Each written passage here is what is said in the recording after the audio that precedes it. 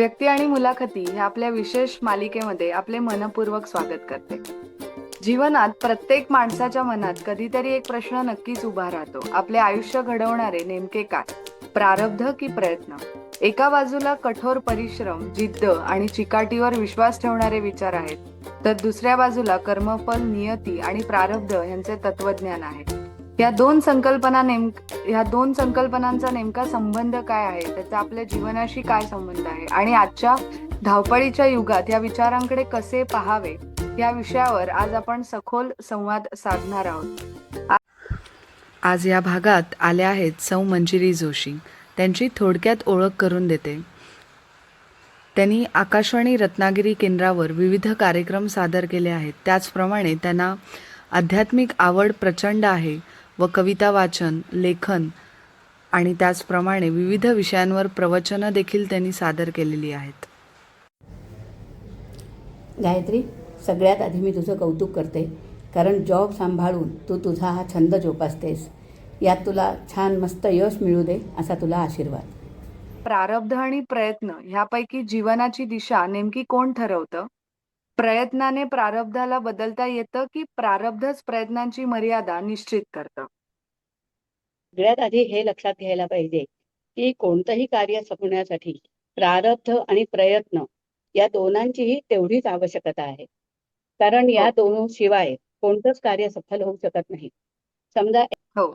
त्या नाण्याच्या दोन्ही बाजू जशा तुझ्या हातात एकाच वेळी येतात, त्याचप्रमाणे कोणतंही कार्य साध्य करायचं असेल तर प्रयत्न आणि प्रारब्ध या दोन्ही गोष्टींची तेवढीच आवश्यकता आहे.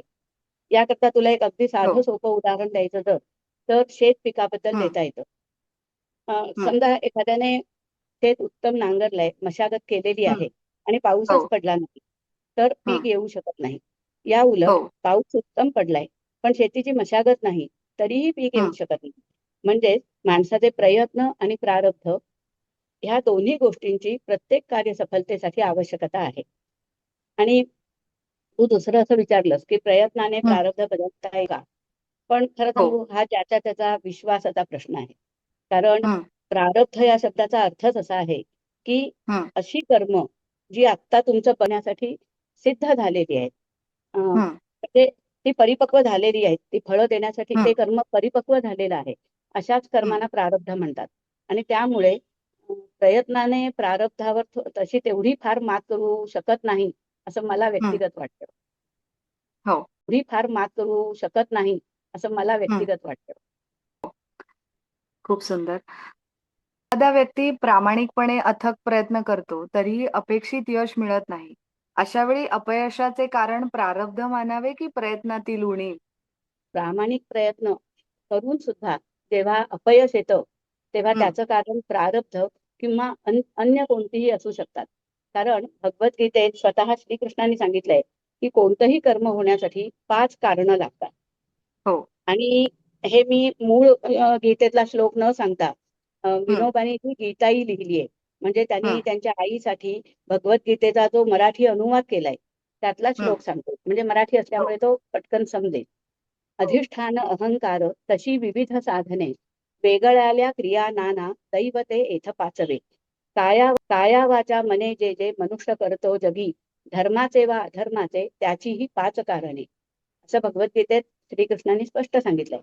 जेव्हा भरपूर प्रयत्न करून सुद्धा एखाद्या गोष्टीला अपयश येतं तेव्हा त्याचं कारण प्रारब्ध किंवा दैव किंवा अहंकार किंवा आपली वेळ परिस्थिती असं कोणतंही असू शकतं. आणि पूर्ण प्रयत्न करूनही जेव्हा माणसाला अपयश येतं तेव्हा माणूस थोडासा निराश होऊ शकतो. पण म्हणूनच माणसानं थोडं पारमार्थिक असायला हवं.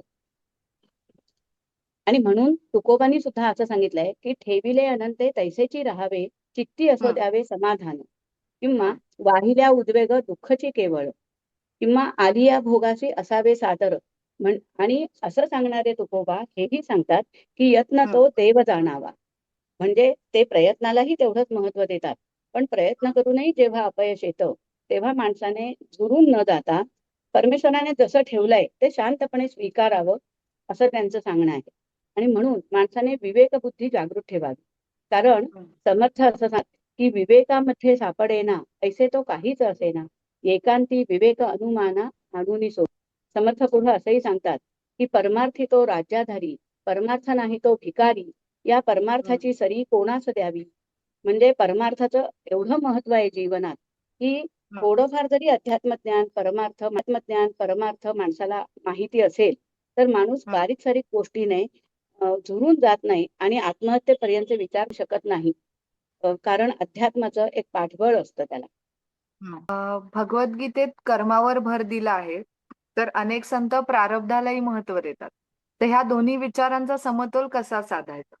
भगवद्गीतेनुसार बघणं, बोलणं, हिंडणं, फिरणं, खाणं, जेवणं, चालणं, श्वासोच्छ्वास घेणं, ती डोळ्याची पापणी सुद्धा वर खाली करणं हे कर्मात मोडतं. म्हणून श्रीकृष्णाने एवढं स्पष्ट सांगितलंय भगवद्गीतेत की कर्माविण कधी कोणी न राहे क्षण मात्रही, प्रकृतीच्या गुणी सारे बांधिले करतातची. श्रीकृष्णाच्या मतानुसार कर्माशिवाय माणूस एक क्षणही राहू शकत नाही. आणि म्हणून त्याचं स्पष्ट मत आहे की प्रत्येक माणसाने आपल्या वाट्याला आलेली कर्तव्य कर्म उत्तम प्रकारे केलीच पाहिजे. आणि जेव्हा असा प्रयत्न करूनही काही वेळा इप्सित साध्य होत नाही, तेव्हा त्याला प्रारब्ध म्हणून संत त्याचा शांतपणे स्वीकार करतात. त्या दोघांचा समतोल कसा साधायचा असं तू विचारलंयस, तर कर्म करताना संपूर्ण प्रयत्न आणि परिणाम स्वीकारताना शांत सत्सद विवेक बुद्धी जागृत ठेवणं, प्रयत्नात कसूर नाही आणि परिणामात तक्रार नाही, अशा प्रकारे याचा समतोल आपण साधू शकतो. हो, खरंय. आजच्या स्पर्धात्मक युगात अनेक जण नशिबाला दोष देतात. प्रारब्धाचा स्वीकार आणि प्रयत्नांची पराकाष्ठा यामध्ये योग्य संतुलन आपण कसे राखावे? नशिबाला दोष देणं म्हणजे आपली जबाबदारी झटकणं. तेव्हा प्रारब्ध आणि प्रयत्न यात व्यवस्थित संतुलन ठेवायचं असेल, तेव्हा कष्टाविण फळ ना मिळते आणि पराधीन आहे जगती पुत्र मानवाचा, या दोन्ही गोष्टी उत्तम समजून घेणं म्हणजे यात संतुलन आपोआप ठेवता येतं. म्हणून प्रत्येक बाबतीत मनापासून प्रयत्न करायचा. जे फळ हाती येतं ती भगवंताची इच्छा मानून त्याचा स्वीकार करायचा, की आपोआपच समतोल साधतो. आपल्या आयुष्यात घडणाऱ्या प्रत्येक घटनेमागे प्रारब्ध हे असते, असे मानल्यास प्रयत्न करण्याची प्रेरणा कमी होण्याचा धोका नाही का? निश्चित आहे. कारण आपल्या जीवनात जे जे होणार ते आधीच ठरलेलं आहे आणि आता त्याच्यात काही बदल होणार नाही. असं जर माणसाने प्रारब्ध या गोष्टीचा अर्थ घेतला तर प्रगती होण्याची शक्यता म्हणजे प्रयत्न करण्याची प्रेरणा कमी होण्याचा धोका अगदी नक्की. एकदा प्रयत्नांचं महत्व कळलं नव्हे, मी तर म्हणते की उलट प्रयत्न हाच आपल्या हातात आहे, बाकी सगळ्या गोष्टी पराधीन आहेत, हे एकदा समजून घेतलं की मग हा धोका अजिबात संभवत नाही. आता समजा दोन मित्र एकत्र जेवायला बसले, पंचपक्वान्नांची ताटं त्यांच्या समोर मांडलेली आहेत. त्यावेळी त्यातला एक जण जर वरण भात तूप लिंबू सगळं छानपैकी एकत्र करून जेवायला लागला, त्याचा आस्वाद घेऊ लागला, तर तो आरामपैकी जेवेल, त्याचं पोट भरेल, त्याला तृप्ती मिळेल. आणि दुसरा जर ते ताट नुसतं समोर बघत राहिला आणि म्हणाला जर असेल माझ्या प्रारब्धात तर जाईल माझ्या तोंडात, तर तो उपाशीच राहणार आहे. त्याशी मी तुला दुसरं उत्तर देताना म्हणाले बघ की भगवंतानी कोणतीही गोष्ट होण्यासाठी 5 कारणं आहेत असं सांगितलंय. माझ्या या उदाहरणाला वेगळ्या क्रिया असं जे भगवंतांनी सांगितलंय ते इथं लागू पडतं. कारण समोर एवढं ताट वाढलेलं असूनही तो घास कालवून आपल्या मुखी घालण्याची क्रिया दुसरा तो करत नाही. त्यामुळे प्रारब्धानुसार प्राप्त झालेलं पंचपक्वान्नाच्या ताटातले पदार्थ सुद्धा त्याच्या पोटात जाऊ शकत नाही. का तर तिथे प्रयत्न नाही, त्यासाठी लागणारी योग्य ती क्रिया नाही, खटपट नाही. म्हणून म्हणजेच या उदाहरणावरनं कळतं की प्रयत्न हाही किती महत्वाचा आहे. त्यामुळे प्रयत्न हाही भाग तितकाच महत्वाचा आहे. तरच प्रारब्धानुसार आलेली संधी आपण प्राप्त करून. हो, खूप सुंदर आणि पटकन समजणारं उदाहरण सांगितलं, की ज्याच्यामुळे कळून येतं, की प्रयत्न किती महत्त्वाचे आहेत आपल्या आयुष्यात. काही लोकं तेच नेमकं करत नाहीत आणि त्यामुळे मग नशिबाला दोष देत बसतात. प्रयत्न करूनही जे आपल्या हातात नसते, ते शांतपणे स्वीकारण्याची मानसिकता कशी विकसित करू शकतो? हा स्वीकार अध्यात्माचा भाग आहे, की पराभवाची भावना? अत्यंत संयम आणि पूर्ण सत्सद विवेकबुद्धी जागृत ठेवून जे आपल्या हातात नसतं ते शांतपणे स्वीकारण्याची मनोभूमिका आपण तयार करू शकतो. आता शिवाजी महाराजांच्या जीवनात पन्हाळगडावर जेव्हा सिद्धी जोहरने वेढा घातला होता तेव्हा किंवा असे असंख्य प्रसंग त्यांच्या जीवनात आले, थोरा मोठ्यांच्या जीवनात असे भयानक प्रसंग आले, पण ते त्यांनी स्वीकारले, मोठ्या धैर्याने पचवले. या गोष्टी पराभवाची भावना म्हणून तर मुळीच बघण्यासारख्या नाहीत. उलट हा अध्यात्माचा भाग आहे, बुद्धीच्या परिपक्वतेचा हा भाग आहे.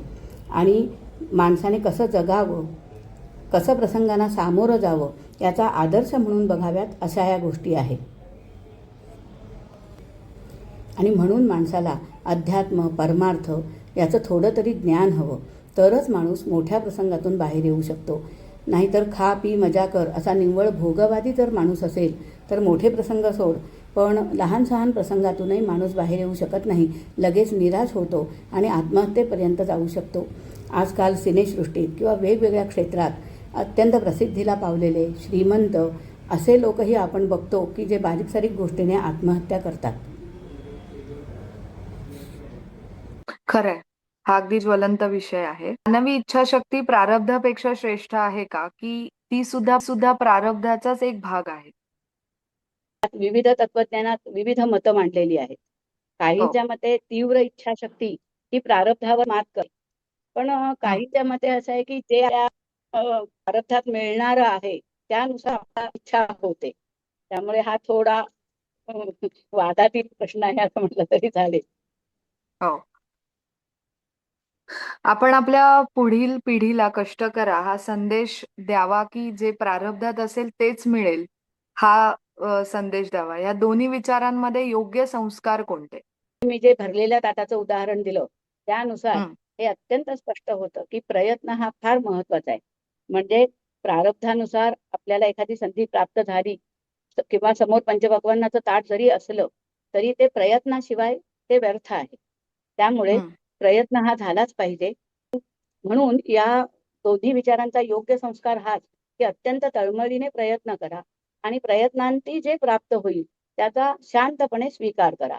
आपल्या वैयक्तिक जीवनात असा कोणता प्रसंग आला आहे का, की जिथे प्रयत्न संपले, पण प्रारब्धाने अनपेक्षितपणे दार उघडलं? आणि जर आला असेल, तर त्या अनुभवाने आपल्या विचारांमध्ये काय बदल घडला? हे आमच्या प्रेक्षकांना सांगा. माझ्या जीवनात असा प्रसंग आलेला नाही, पण मी अत्यंत जवळून बघितलेला आमच्या घरचाच एक प्रसंग सांगते.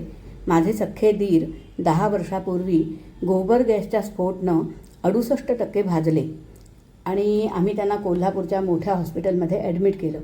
डॉक्टरनी बघितल्या क्षणीच सांगितलं की 48%च्या वर भाजलेली व्यक्ती वाचवणं हे अत्यंत कठीण आहे, जवळजवळ अशक्यच आहे. तरीसुद्धा आम्ही प्रयत्नांची पराकाष्ठा करू. आणि 1, 2, 8, 10, 18 दिवस झाले आणि मग मात्र डॉक्टरनी अत्यंत दीनपणे सांगितलं की आमचे सगळे प्रयत्न थकले, आता आमच्या हातात काही नाही. आम्ही इकडे गावाकडे दैवी इलाजही चालू ठेवले होते. महामृत्युंजयाचा जप, महारुद्र असे असंख्य आमचे नवस इकडे सुरू होते. पण आता काय करायचं? कुटुंब आम्ही सगळं अत्यंत दुःखी होतो. आता काय करावं सुचेना. डॉक्टरने तर असं सांगितलेलं होतं. पण आम्हाला अचानक एका वैद्याचं नाव सांगितलं एकाने आणि आम्ही त्याची औषधं ताबडतोब सुरू केली. 2 दिवसात त्यांच्या प्रकृतीत विलक्षण फरक पडायला लागला आणि खरोखरच एक 8-10 दिवसातच त्यांच्यात इतका फरक पडला की ते खरोखर पूर्ण बरे झाले आणि 28व्या दिवशी त्यांना डिस्चार्ज मिळाला. ते स्वतःच्या पायाने 4 जिने उतरून गाडीत येऊन बसले. आम्ही त्यांना गावी घेऊन गेलो आणि आज सांगायला आनंद वाटतो. ते पूर्वी इतकेच व्यवस्थित आरोग्यपूर्ण आहेत आणि छानपैकी त्यांचं जीवन आता सुरू आहे. पण जेव्हा हा सगळा विषय झाला तेव्हा डॉक्टर मात्र अतिशय म्हणजे खरोखरच त्यांना इतका धक्का बसला, आनंदाचाच, पण त्यांना खरोखर धक्का बसला आणि ते म्हणाले की ही व्यक्ती कशी जगली हा खरोखर आम्हालासुद्धा एक प्रश्न पडला आहे. त्याचं कारण आमचं जे काय ज्ञान आहे, आमचं जे काय शास्त्र आहे डॉक्टरी, त्यानुसार ही व्यक्ती जगणं खूप कठीण होतं. पण तरीही ते जगले हे आम्ही आमच्या डोळ्यांनी बघितलं. हा खरोखर आमच्यासाठी एक मोठा चमत्कारच आहे, एक आश्चर्य आहे असं ते म्हणाले. आणि म्हणूनच म्हणावंसं वाटतं की आमच्यासाठी हे प्रारब्धानेच दार उघडलं. आणि कारण प्रयत्न हा विषय संपूर्ण तिथे बंदच झालेला होता जवळजवळ, आणि म्हणून म्हणावंसं वाटतं की हे प्रारब्धानेच दार उघडलं. आणि यातून तुझ्या विचारात काय बदल झाला असं तू मला विचारलं आहेस, तेव्हा प्रयत्न हे सगळं निर्विवाद आहे, पण तरीही आले देवाजीच्या मना तेथे कोणाचेच आले ना, किंवा ईश्वरेच्छा बलियसी. अंगावर शहारा आणणारा असा तुम्ही अनुभव सांगितलात, पण नक्कीच म्हणजे प्रारब्ध आणि प्रयत्न हे दोन्ही हातात हात घालून चालतात असं ह्याच्यावरून वाटतं. तर मुलाखतीच्या शेवटच्या टप्प्याकडे आपण वळतोय. शेवटचा प्रश्न असा की जर प्रारब्ध आणि प्रयत्न यांच्यात प्रत्यक्ष संवाद झाला, तर मानवाच्या यशाचे खरे श्रेय माझेच आहे असे कोण अधिक ठामपणे सिद्ध करू शकेल का आणि का?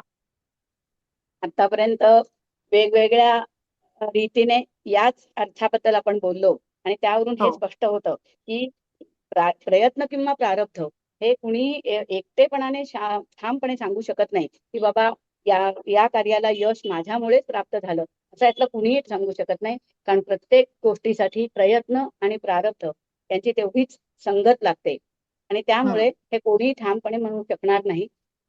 कारण प्रारब्धाने समोर आणलेली गोष्ट प्रयत्नाशिवाय वाया जाते आणि हो. प्रयत्न करण्यासाठी संधीही मिळावी लागते जी प्रारब्धानुसार प्राप्त होते. श्रीकृष्णाच्या सांगण्यानुसार पुरुषार्थ हेच जीवनाचं खरं साधन आहे आणि म्हणून प्रारब्ध दार उघडतं, पण त्या दारातून चालत जाण्याचं कार्य प्रयत्नच करतो आणि म्हणून प्रत्येक ठिकाणी प्रारब्ध आणि प्रयत्न हे हातात हात घालूनच चाललं पाहिजे. तरच प्रत्येक गोष्टीसाठी आपल्याला यश मिळू शकतं. यातला एकानंही जरी पाय मागं घेतला तरी माणसाची कार्य असफल होण्याकडे जास्ती वळतात. आणि प्रयत्न या अत्यंत गहन विषयावर अत्यंत समतोल, अभ्यासपूर्ण आणि प्रेरणादायी विचार मांडलेत. आपल्या अनुभवातून आणि उदाहरणातून अनेक प्रश्नांची उकल झाली. त्याबद्दल खूप आभार. प्रयत्न हे आपल्या हातात असतात, तर प्रारब्धाचा स्वीकार आपल्याला अंतर्मनाची शांतता देतो. हा महत्त्वाचा संदेश आजच्या या संवादातून प्रत्येक प्रेक्षकांपर्यंत निश्चित पोहोचेल. आज आपण वेळात वेळ काढून ह्या मुलाखतीसाठी हो म्हटलात आणि ही दिली त्याबद्दल मी तुमचे खूप आभार मानते.